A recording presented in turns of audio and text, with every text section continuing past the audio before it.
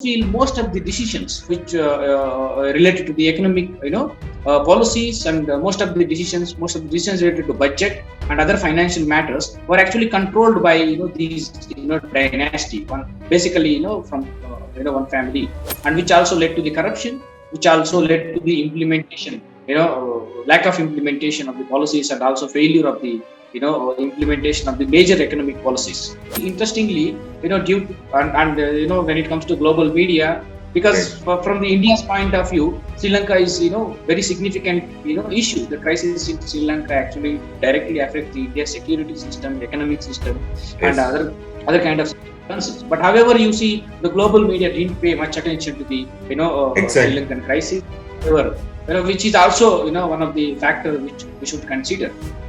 Sri Lankan government or Sri Lankan institutions actually fail to adapt the strategies and economic policies like like where India adopted, where Indian leadership adopted. How we actually transformed our economy according to the changes in the international political economy, according to the changes in the global economy. There are some political leaders which are trying to take the advantage of the protest of the political and economic situation of the country. But however, I feel there is a lack of leadership when it comes to protest. Even not only the government, even opposition political parties completely fail to lead the protest in a peaceful way. This is not just related to one community or one ethnic group. The entire nation is actually protesting against the present government. Instead of using force, if they would have adopted a different mechanism to resolve the issue, I think situation would have been in a different scenario. Good evening, everyone. We are seeing the crisis in Sri Lanka, and over the last few weeks we have seen the horrific images and the way the political upheavals along with the economic crisis which the country is facing. Apart from all the rhetoric and the lot of muddled news items we have seen, the economic crisis is something which the whole world, especially the neighboring country in India, can learn. To make sense of the crisis in Sri Lanka and to understand the economics of it, where did they go wrong, we have a distinguished guest, Dr. Areesh Kumar, with us. Dr. Areesh Kumar teaches international relations and world politics at PG and Research Center, St. Joseph's University, Bengaluru. Welcome, Dr. Areesh. Thank you very much, sir. Before getting into the specifics of the economic crisis, I just want to know why didn't the Sri Lankan government not see this economic crisis coming?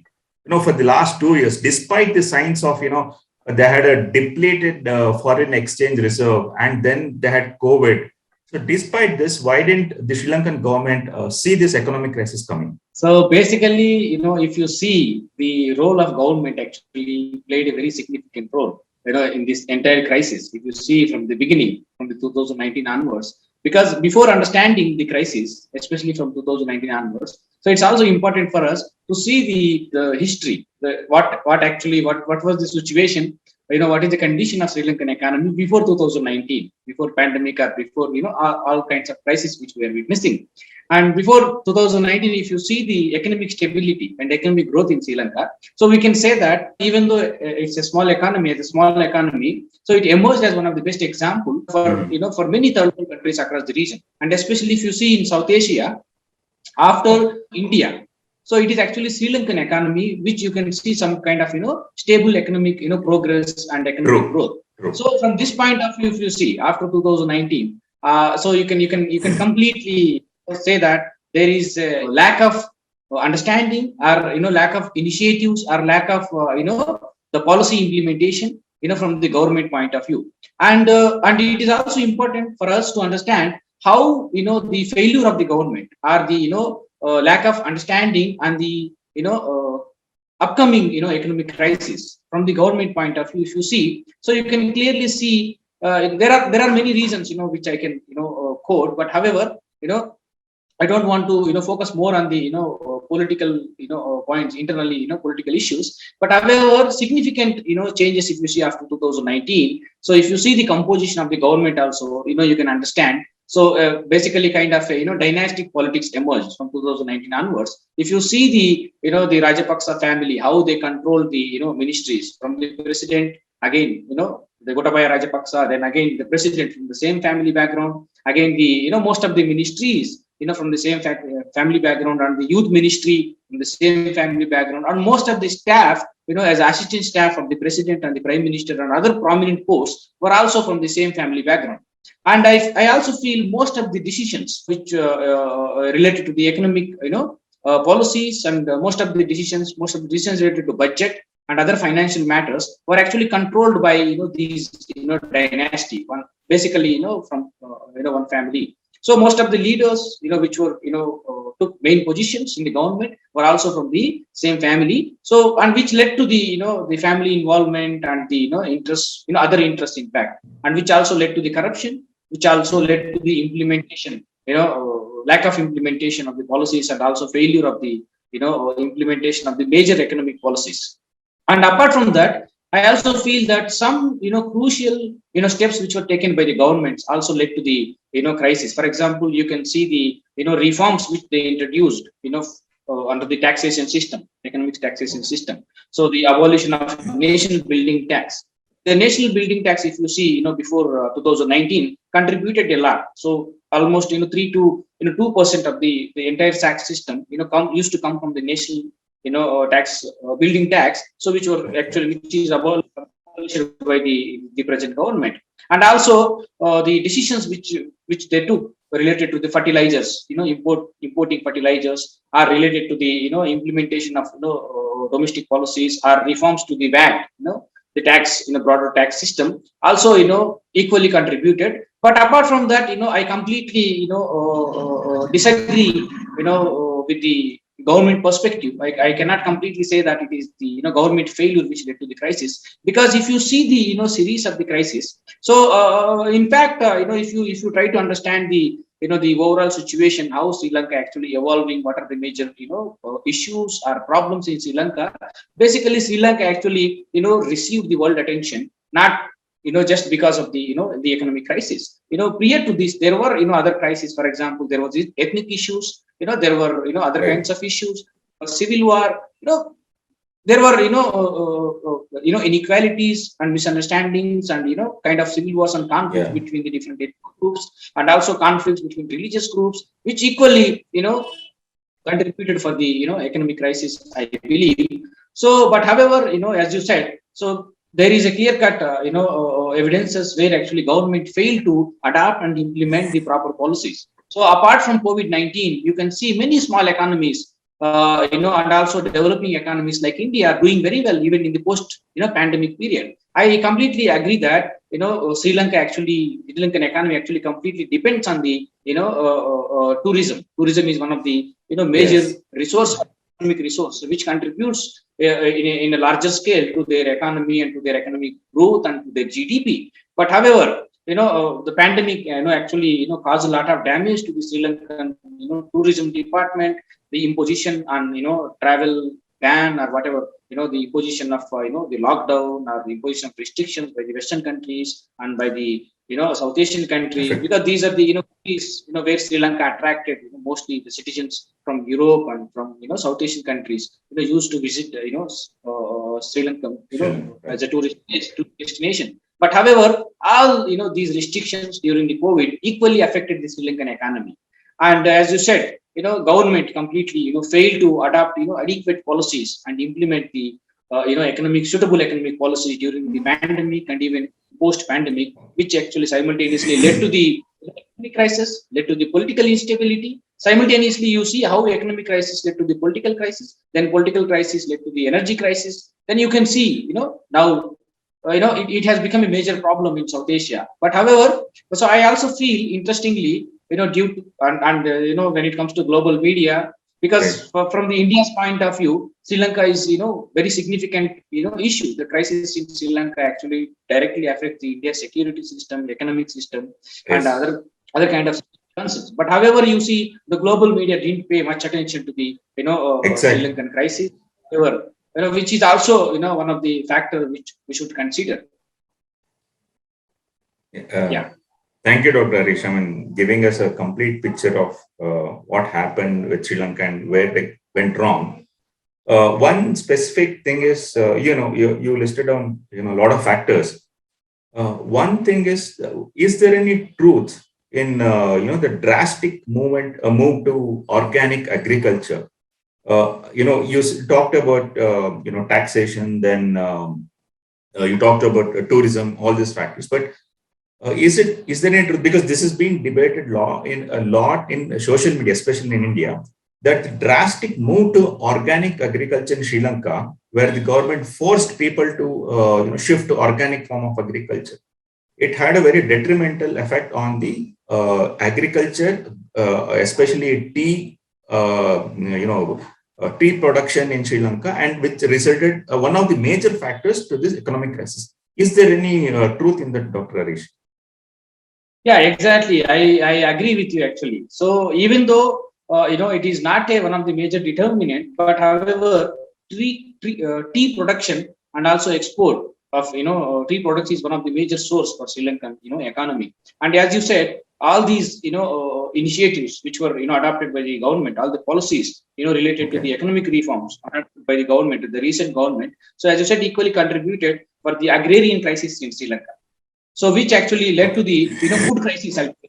And you can see in the news, and you can see in the newspapers where you can see people standing in a long queues, for daily goods and services, even for food, goods and services. And you can see now Sri Lanka actually, as I told you before 2019, the situation was completely different. Now the situation is completely different. Now Sri Lanka is actually became one of the dependent country. It was a stable economy before 2019, especially when it comes to food grains. Now it is even not able to provide, food security to its own citizens, and India became one of the major source for them when it comes to food security. So as you said, there is a huge impact on the tea production, and especially the teas laws related to fertilizers actually had huge impact on the agrarian crisis and ultimately the food security of Sri Lanka. Okay. Yeah, that is something that's a lesson for many countries which, in the name of climate change, who are very eager to move to organic, cultivation or agriculture. This is a big lesson. I mean, that such drastic changes. Even, for example, I think we are seeing even in Europe, the farmers are protesting because of the green laws there. Exactly. And also countries like Sri Lanka, they have to see their resources. They have to see what kind of resources they have, because it's a very small economy. And you have to see your different kinds of resources what you have, and on what conditions you are adopting new builds. So there is no kind of pre-planned or kind of any kind of understanding or analysis from the government to I believe, so which led to this kind of situation. So my question was more or less related to the political economy and the framework that Sri Lanka was following since last 70 years. More or less, they have this welfare state kind of a model wherein freebie distribution of a lot of food grains and free healthcare services were announced, very ambitious schemes. But somewhere down the line, do you think that the socialist models, as it had previous failures in the Soviet Union regimes and several other socialist regimes, even in Sri Lanka, this is also seen economic travesty? Don't you think that socialist models are becoming more and more unsustainable for ushering in economic growth and alleviating poverty? It has never served a purpose. This is what my view is. What is your take on this, sir? Yeah, so basically, when it comes to the model of development, obviously there is a larger debate at the global level, between the scholars and even between the leaders, and depends on their resources, depends on their conditionality. Many countries follow different models, and the countries which gained independence, like Sri Lanka, India, and many third world countries in 1960s and 1950s, also faces similar kind of challenges and debates. And even if you take most of the South Asian countries, you can see similar kind of policies and patterns they adopted. Even though there is a lot of disparity, when it comes to their kind of governing process, the structure of the government or the forms of the government between India and Sri Lanka or Pakistan. There are a lot of differences when it comes to forms of the government. But I feel when it comes to the economic policy, so mostly countries follow the similar kind of policy, and countries strategically countries like India adapted kind of which you call it as mixed method or whatever. Countries actually based on their situation borrowed the socialist policies and also borrowed the capitalist model of development. But in that sense, Sri Lanka was actually successful, survived, as one of the smallest economy, and in fact witnessed a lot of growth. You can see a lot of change and transformation, both India and Sri Lanka. You see India, how it evolved. As now you see the literacy rate, you see the poverty percentage in India. So during independence, similarly, Sri Lanka also witnessed same kind of situation. But gradually there was a lot of economic growth. Gradually there is economic progress and stability in Sri Lankan economy. But however, I feel government. But one difference if you see between India and Sri Lanka, because I'm doing a comparative study because both are South Asian countries, so that it will be useful for us to understand. So and both also had similar kind of cultural linkages. Both have kind of commonalities, which I would like to speak in the end if it is relevant. So if you see, I strongly feel that Sri Lankan government or Sri Lankan institutions actually failed to adapt the strategies and economic policies like like where India adopted, where Indian leadership adopted. How we actually transformed our economy according to the changes in the international political economy, according to the changes in the global economy, how we modified, how we liberalized our markets, how we opened our economy to the international community. So that kind of strategies and planning is not there from the Sri Lankan leadership and the government, especially during the pandemic period. So pandemic actually affected almost all the economies, irrespective of your powerful nation, emerging nation, or the third world countries. It affected all the economies. But you see how few countries like India survived and came out of the pandemic. So that kind of strategies you don't find when it comes to Sri Lanka. I feel that was the major challenge which government faced. So, but as you said, I feel there should be a kind of because third world countries, they have to focus on the welfare policies. They have to focus on the welfare of the people. They have to focus on the education. They have to focus on the health and other service sectors. But at the same time, they have to see the opportunities. You have to see the opportunity. See how India moved from non-alignment to multi-alignment. You see the present leadership, how it contributed the foreign policy or the security policy or the economic policy, how we actually transformed our economy from non-aligned economy to the multi-aligned economy, how we are balancing our relationship. So these kind of strategies, you can see the complete absence of these kind of strategies and economic policies, in the post pandemic period or during the pandemic period when it comes to Sri Lanka's economy. True. So as you said, I also agree that the most of the you can see most of the socialist governments, you take China, you take Russia, you take the post-Soviet states, most of them are adopting the liberalist economic policies, which we cannot completely deny. But as I see, the main problem in it is they focus only on wealth distribution and not on wealth creation. Right, exactly. that becomes a very important point to note for us in order to not fall into such kind of an economic trap. And my other question was on China's debt trap diplomacy and its relation with Sri Lanka. And at the moment, China is very silent on Sri Lankan situation. It has not officially commented anything other than saying that they might come to their aid. And there is also no clarity from the Chinese side. And what do you think might be the future game plan of China in Sri Lanka, having so much of historical record of investments which have gone berserk completely, and now the Hambantota port, as we all know, it's I heard that it's been used for weddings and commercial functions rather than for airline operations. So this is the plight, the state of affairs. So what do you think on the Chinese game plan and their strategy in Sri Lanka?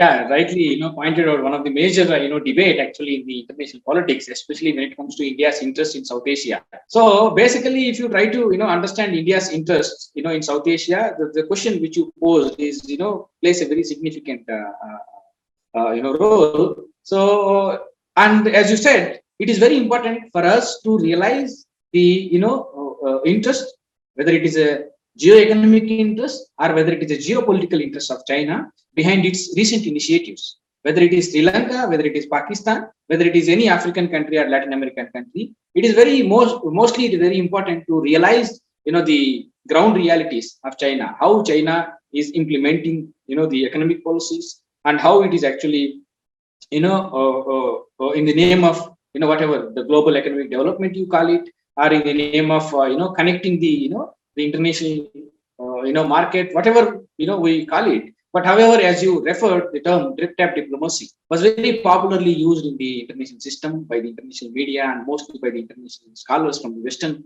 world, to understand the ground realities of, China, how China is using its economic progress and, its economic, raise in order to, achieve its, geopolitical and, geo-economic interests in different regions, especially in South Asia. So, and it is a major concern, especially for India. And as you said, it is also true that, China, if you try to understand the Chinese, projects, take initiated, in different countries, and especially in South Asian countries when it comes to Sri Lanka.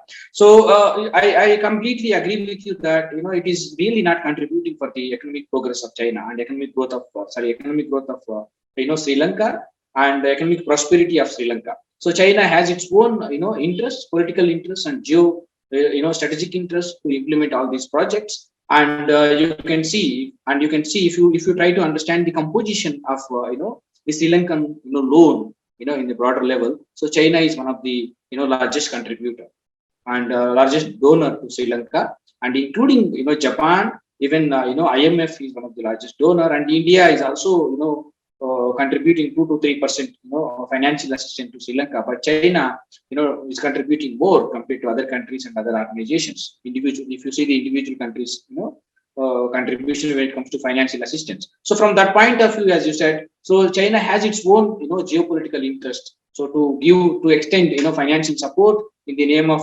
Infrastructure Development Bank, or in the name of, Asian, Development Bank, it has its own interest, political interest and economic interest, and it can also use Sri Lanka, as a, kind of, puppet country, kind of, tool, economic tool, to counter, India's hegemony in the region, or India's presence in the South Asian region. Sir, I had another question on how India must, take ahead its foreign policy goals and ambitions in the South Asian region, not just for the Sri Lankan scenario, but for the entire South Asian scenario, in case India sees the other countries as a small brother, as someone that we as a big brother should aid the small countries and save them from their economic tragedy or whatever. But other countries would wish India to be an equal player in their game, in their geopolitical game. They do not wish India to consider them as inferiors as we generally see it. So in this respect, how India should reframe its foreign policy goals and its ambitions in the South Asian region, firstly for the Sri Lankan significance, and also this applies to other South Asian countries. What's your take on this, sir? Yeah, exactly. So if you also observe, the recent shifts in our foreign policy, especially. So I would like to, divide the foreign policy of India towards South Asia before 2014 and after 2014, and you can see clear-cut change in that, especially India's behavior, as you use the big brother term. So I don't think so now, you can use the term big brother, or, India's domination or India's hegemony in the region, because India started treating every country equally, especially, if you see the present, Indian foreign policy towards South Asia. So a lot of significant changes you can see. So there are, a lot of initiatives taken by even the previous governments and by the previous, even there were so many policies, towards South Asia, neighborhood policies, whatever, other policies by other, governments and leaders. But however, if you see the recent initiatives taken from 2014 onwards, so India started actually recognizing the importance of each and every country in South Asia, and India is giving equal importance to each and every country in South Asia. That is witnessed from 2014 onwards. You can see, Prime Minister himself invited all the, South Asian heads and the, leaders who is, both taking ceremony, and you can see the continuity. So in fact, Yes. Prime Minister Modi paid official visits, and other leaders and finance ministers and foreign ministers and other diplomats also paid official visits to all South Asian countries. And you can see, whenever there is a crisis in the South Asian countries, India immediately responded, whether it is Nepal or whether it is, Bangladesh, or whether it is Sri Lanka. So you can see the, increasing role of India in all the aspects of South Asian countries. And significantly, from political point of view also, it is very important for India to, strengthen its, relations, bilateral relationships or multilateral relationships with the South Asian countries, especially if you see from the Chinese, point of view, from the security point of view, and from the economic point of view, it is very significant for India. And India, because of, India's growth, actually South Asia received, the world attention. Actually, if you see, before the Cold War period, no Western, superpower countries were interested in South Asia. So they never, paid much attention to South Asian region. But if you see, because of the present government policies, you see the formation of Quad, you see the formation of AUKUS, you see the, formation of multilateral strategic alliances in the South Asian region. So it is because of, India's growth. And one significant change, why India always plays a significant role in the South Asian region. One significant factor is, you see now, only India is actually progressing. Economically, you can see stability, you can see political stability, you can see prosperity, you can see expanding role of India in the global level. And you see, India is able to produce its own vaccine. Yes. And India is able to expand its, vaccine diplomacy to the entire world. Yes. Where most of the European countries which gained independence, and which were considered as industrialized countries, which were considered as, democratic countries, which were considered as, liberal countries, in the broader sense, they actually failed to contribute, especially when it comes to the third world countries. And it is India which actually expanded and, exported all kinds of, vaccine and other kinds of medical equipment during the pandemic, 19. And you see the situation in South Asia and the neighborhood. You see the situation in Sri Lanka, you see the situation in Myanmar, human rights violation and civil war. Similarly, Sri Lankan economic crisis. You see the situation in Afghanistan, the re-emergence of Taliban. You see the situation in Pakistan, the neighboring countries, economic crisis and political instability. And you see the, situation of India. And from this point of view, I can clearly say that without India's help or without India's role, no South Asian country can survive and can in fact witness the progress, whether it is economic progress, whether it is a political stability. So India always plays a significant role, and it played a significant role in the history, and it will play a significant role even in the future. So I strongly, believe that it is very important, not to India, to the other South Asian countries to realize the importance of India. Okay, sir. So you made a passing reference to the human rights scenario in other South Asian countries. So going to Sri Lanka, I mean, this whole socio-economic profile, the socio-cultural profile of Sri Lanka becomes a very interesting basket case for us to study. Not just because we've had civilizational relationships with them, but also that in the last 70 years or so, their whole socio-economic profile socio-cultural profile has become in such a way that the Sinhala domination has significantly increased, and we saw the development of LTTE and the kind of atrocities they committed, and how do you think that this whole majoritarian equation in Sri Lanka, which is a very major factor even for the Rajapaksha's family to grow, their Sinhala, vote bank was the main factor that led them to their victories in the respective in all their elections. But do you think that they have a healthy socio-religious profile, or is it slowly deteriorating and having a decay? What's your take on this, sir? Because it's a very I sensitive issue. Yeah, exactly. In fact, it can become a very, politically also very sensitive issue. So, but however, if you see one significant change, no, it is not just related to, Sri Lanka. So, as a student of international relations, as a scholar of, global politics, so we can see the, emergence of majoritarianism, across the world. Not Yes. only in Sri Lanka. Similarly, Myanmar, any country you can, mostly even in European countries. So you can see the Yeah. emergence of majoritarianism as one of the, you can say as one of the political change, or as one of the political, dynamism. But however, I think if you witness the economic development, if you witness the modernization, if you witness the economic progress and prosperity, so I think you can overcome this challenge of ethnic differences, because I always refer India as a best example for all the nations, whether it is the South Asian countries or whether it is the other countries in the other regions.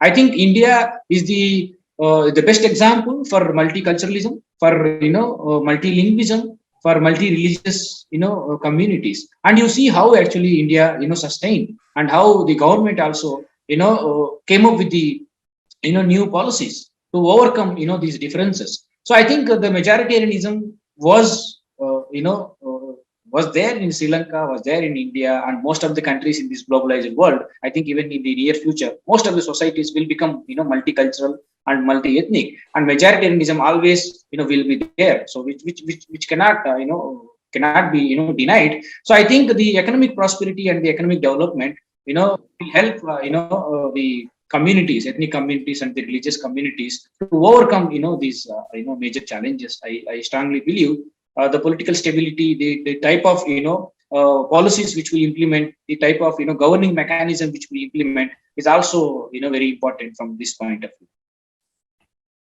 Okay, sir. Sir, I had another Yeah. quick question 1 minute on. battery. 1 minute, sir. Battery. I'll connect Sure. Okay. Can we continue, sir? it. Okay, sir. Sir, I had another quick question on the protest movements that are taking place in Sri Lanka. It's a very interesting case to study, because in their last 50 to 60 years, they haven't witnessed a protest movement like this, a civil uprising like this, because they have seen, Tamil extremism in the form of LTT. They have seen Islamic terrorism, and during the Easter church blasts and several other incidents of communal violence. But this kind of a massive civil uprising across the communities has been witnessed for the first time. And also the danger is, Professor Harinda Vadige, who is a strategic scholar based in Colombo, he was saying that this entire protest movement is now being hijacked by the radical left-wing groups there, such as SJP and the faction led by Premadasa, Mr. Premadasa, who's a principal opposition leader there. Do you think this can lead to some kind of anarchy? Because democratic protests are very good for any country's transformation, but if they become anarchic in nature, the purpose won't get resolved, because they will announce another form of revolution, another form of social upheaval, which might be very difficult for them to control. What is your take on the protest movements that are going there? Yeah, it's very interesting point which you raised, because you see protest, especially in the post-Soviet period. So protest actually played a very significant role. Whether you take not only Sri Lanka, you take Southeast Asian nations. Many Southeast Asian nations recently witnessed similar kind of protests because of the unrest. And similarly, we have witnessed the kind of Arab Spring, which emerged and played a very significant role in the Middle East. Similarly, in South Asian countries, especially in Sri Lanka, as you pointed out. So in the initial phase, if you observe the protests, there was no any kind of leadership during the protests. So randomly, the common people came to the streets and started protesting. So and slowly, but as you pointed out, some observations, but slowly there are some political leaders which are trying to take the advantage of the protests and the political and economic situation of the country. But however, I feel there is a lack of leadership when it comes to protests. Even not only the government, even opposition political parties completely fail to lead the protest in a peaceful way. So if you want to see the transformation, political transformation, there should be a peaceful protest. There should be an intellectual, involvement, so that you can see, lack of, these things, and lack of leadership is always, because if you have a leadership, then there should be a vision. Then the protest will go in according to the vision. Now, even there is a lot of confusion, and there is no clarity among the Sri Lankan citizens actually what they want, and what is the major reason for the crisis. And now in fact, it is very difficult as a scholar of international relations also to predict this, what will be the situation tomorrow or the next week, what will happen next week. So it is difficult for us to predict the international scenarios and situations. And it can now you see the possibilities. What are the possibilities for the Sri Lanka to revive its economy, or to stabilize its economy or its political situation. Now there are very limited options, because the situation is out of control now. If you see the recent what happened, recently last week, or yesterday, and day before yesterday, the political situation, if you try to understand, so it is beyond the control. So previously, at least people predicted that military can play a major role. It can normalize the situation. Now it's beyond the military control. Now political leaders, the heads of the states and political leaders, they were not able to control the population. And people also, because government completely, even in the initial phase of protest, if government was able to control the protests, and at least government actually, I feel they fail to provide the basic needs and facilities to the people. I can see in the newspapers, we can witness actually, even for the fuel, there was energy crisis actually. And people were standing in huge queues near the near the bunks, petrol bunks, and near the petrol pumps. So which is also one of the major concern. And people were actually reached that that stage where they decided to attack the institutions, attack the leaders, attack the parliamentarians. The situation is beyond control. And yeah, you're telling something. Their frustration has become extreme. That's what Exactly. I was just Because from each point of view, there is a frustration, economic frustration. They're not able to access anything. They're not able to access energy, basic energy resources. They're not able to access basic food resources. And government initially, instead of using force, government would have adopted some peaceful mechanisms to negotiate with the people. And as I told you, there is a complete absence from the even protesters end. There is no initiative taken by any leader or any NGO or any community or one group of people to negotiate with the government. And government actually started using force. And I believe, especially this government, headed by certain kind of dynasty, has the attitude of using force always to suppress the movement. You can see from the from the LTT background, from the historically, they have kind of attitude to use the force to suppress the movement. But however, this is a larger movement. This is not just related to LTT. This is not just related to one community or one ethnic group. The entire nation is actually protesting against the present government. Instead of using force, if they would have adopted a different mechanism to resolve the issue, I think situation would have been in a different scenario. sir, you can conclude. Yeah, Dr. Areesh, I mean, a lot of insights, but what I see is this crisis, Sri Lankan crisis for India, is both an opportunity and a challenge. Why I say opportunity is because as an emerging global player, India has a major role to play in bringing that world order, especially in its own neighborhood. But the challenge is how to tackle the presence of countries like China in Sri Lanka.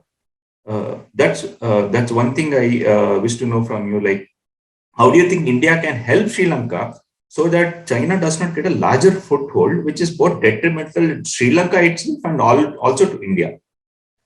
And finally, Dr. Areesh, like, what do you think is the realistic timeline in which Sri Lanka can emerge out of this crisis?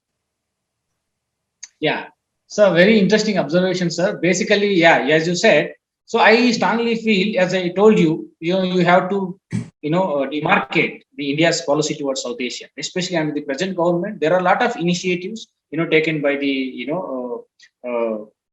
by India from Indian, point of view. And right now, also, if you see from the, you know, Civil War period, India actually played a very significant role, and we have witnessed, from in 2014, 15, and 16, India actually constructed a lot of infrastructure, facilities, not only for Indian Tamils in Sri Lanka and also generally in Sri Lanka, whether it is health facilities, whether it is road and other infrastructure and transport facilities, which were developed by India.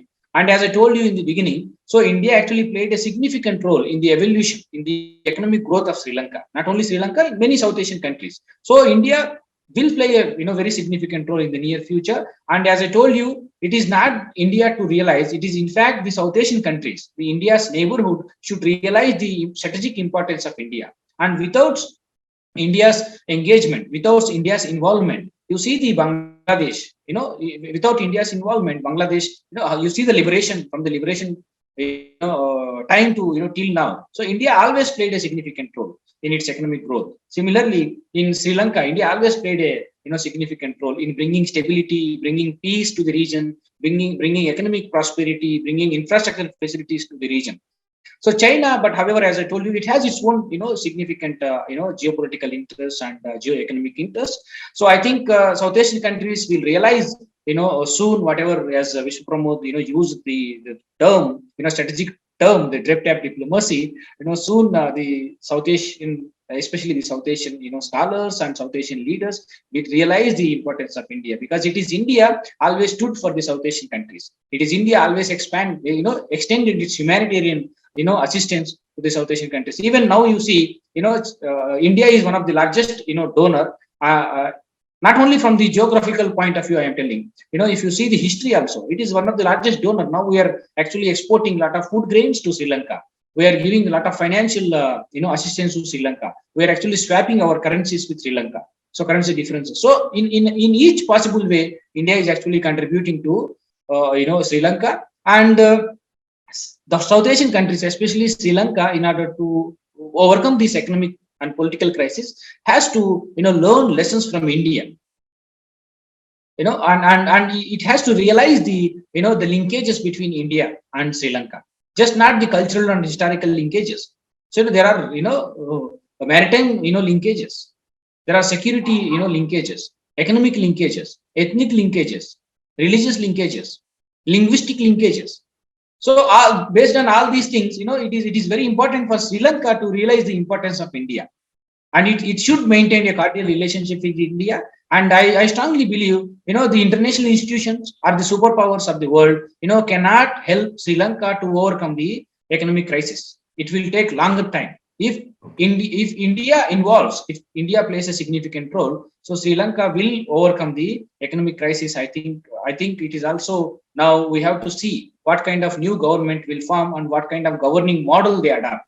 That is also very important. And I am sure that India will play a very significant role in even drafting their governing our governing system or model of government, because India is always is the best example. You see how Sri Lanka, how Nepal inspired by India, how the neighboring countries inspired by India and incorporated our constitutional modalities and our governing modalities in their governing system. So similarly, I think it is time for Sri Lanka to to look towards India, to look for India, learn some lessons from India, and maintain cordial relationship with India, and not go against India's interests in the South Asian region by developing kind of economic ties and political ties with the countries like China, which goes completely against India's interests in the South. Thank you, Dr. Areesh, for explaining both the economic reasons and also the political reasons, and also the kind of fallout and the things we can expect to happen in the next few days so comprehensively. So I thank you for your time. I also thank Vishwa Pramod for joining us and for Thank those you, very pertinent questions. So thank you, Dr. Areesh. I hope you will speak to us again on one other important geopolitical issue. Sure. Thank you, sir. Thank you, Pramod. sir. Thank you very Thank you so much. much for joining us. Yeah. Thank you. Thank you.